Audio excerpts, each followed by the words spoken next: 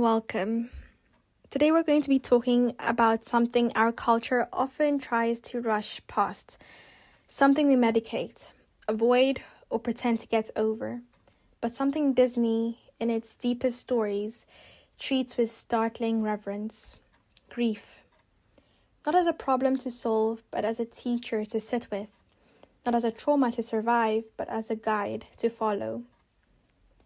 In a world that wants us to be productive, positive, and perpetually moving forward, Disney offers us something radical: permission to stop, to feel, to remember, to be broken open. Today we'll walk with 4 guides who know grief intimately. Simba, who runs from his father's death until memory calls him home. Nemo, whose story begins with loss and becomes about finding his way through fractured love. Joy and sadness from inside out, who discover that sorrow isn't the enemy of happiness, it's its architect. And Miguel from Coco, whose journey reveals that grief is just love with nowhere to go. These characters don't overcome grief, they converse with it. They listen to what it wants to tell them, and in doing so, they find not an end to pain, but a beginning of meaning. This isn't a how to get over loss episode.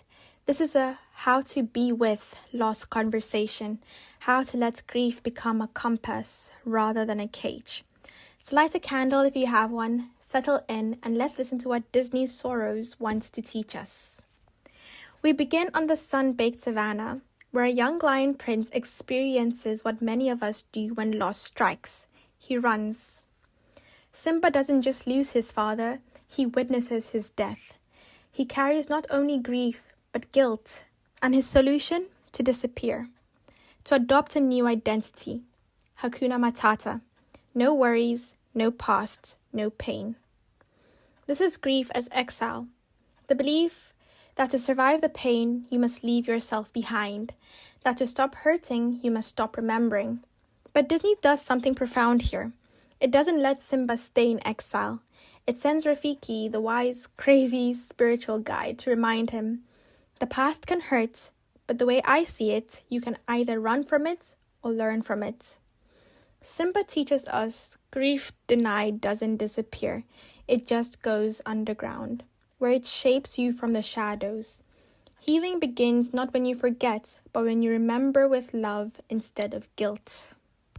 That scene with Mufasa and the stars is not magic for magic's sake. It's spiritual technology. It's the moment Simba realizes, my father isn't gone, he's in me.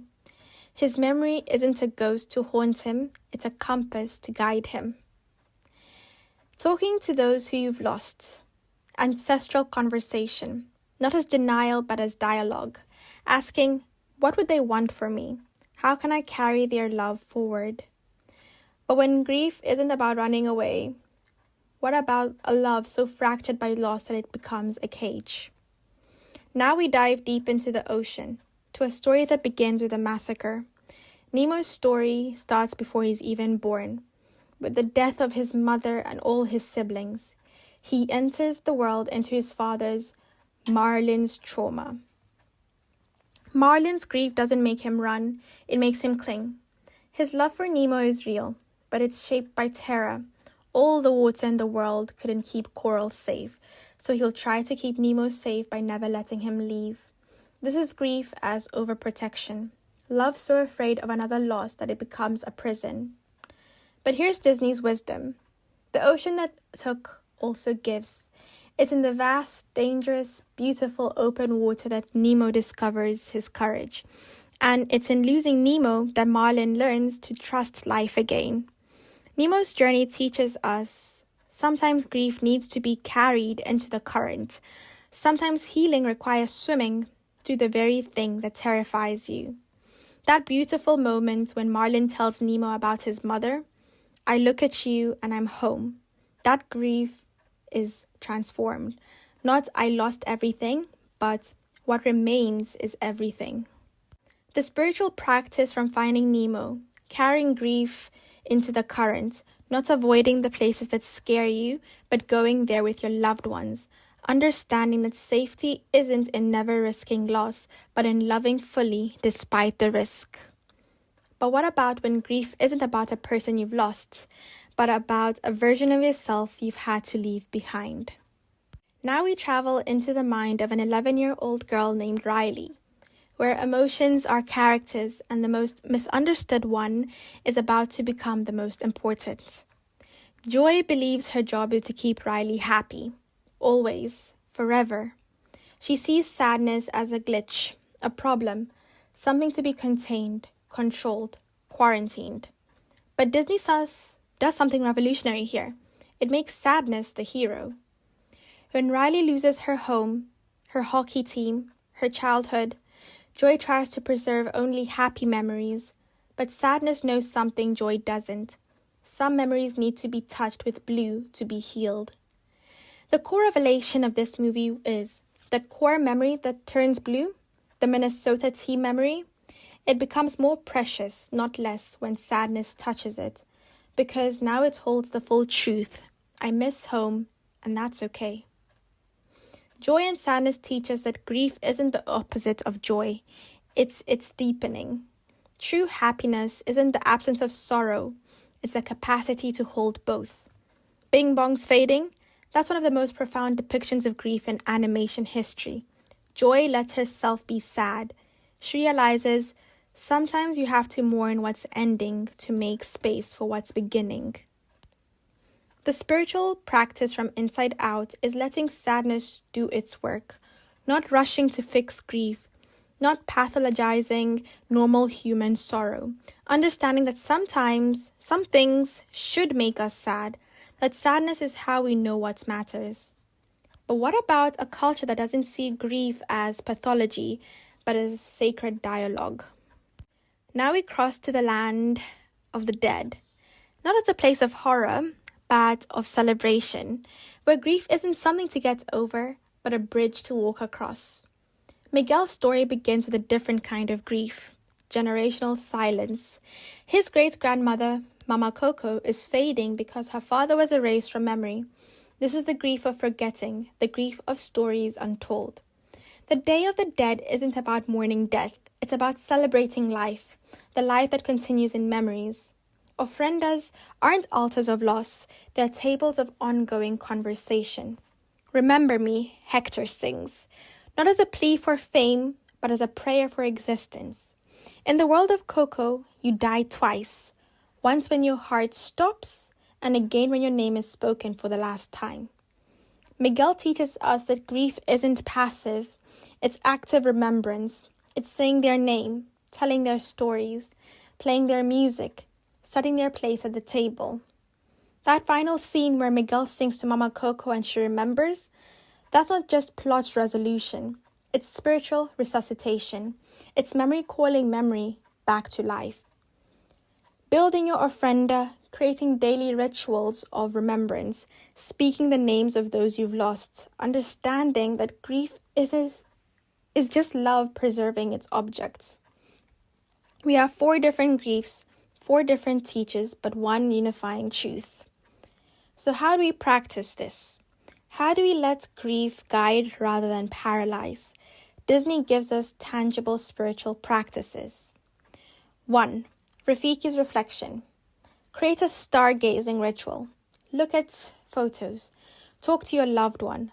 Ask, what would they want for me now?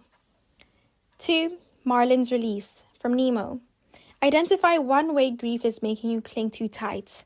What small risk can you take? What current can you gently enter? 3. Sadness's touch. Let yourself be sad without apology. Journal the blue memories. Understand, sorrow touched is sorrow transformed. And finally, 4. Miguel's music. Create your remember me. Cook their favorite meal. Play their song. Tell their story at dinner. Keep them present. Grief doesn't want to be fixed. It wants to be witnessed. It doesn't want you to move on. It wants you to move with. Your grief is as unique as your love was. There's no timeline, no right way, but there is this invitation. Stop treating grief as an enemy to defeat. Start listening to it as a teacher who's arrived at your door for a reason. If we listen, grief brings gifts, depth. Simba became a wiser king because he knew loss. Courage, Nemo finds his fin because he knew fragility. Compassion, Riley becomes more empathetic because she knew sadness. And connection, Miguel heals his family because he honored memory. Grief strips away the superficial. It asks the real questions. What matters? Who matters? How will I love while I can? It's the great clarifier, the painful, beautiful truth teller. So if you're grieving today, whether it's fresh or decades old, I offer this to you, this Disney wisdom. Don't rush through it. Don't numb it. Don't pretend it away. Sit with it. Listen to it. Let it show you what you loved, what you lost, and who you're becoming because you loved and lost. We began with a question: what if grief isn't something to overcome, but to listen to? Simba teaches us to let memory be our compass. Nemo teaches us to carry love into the dangerous, beautiful current. Joy and sadness teach us that sorrow deepens joy. And Miguel teaches us that remembrance is resurrection. Your grief isn't a sign you're broken. It's a sign you loved. It's not a problem to solve. It's a conversation to continue. So tonight, maybe light a candle, look at a photo, say a name, play a song, or just sit quietly and listen to what your grief has been trying to tell you. It might be saying, "This mattered. I'm still here. Love continues." Thank you for having the courage to grieve, and thank you for listening today.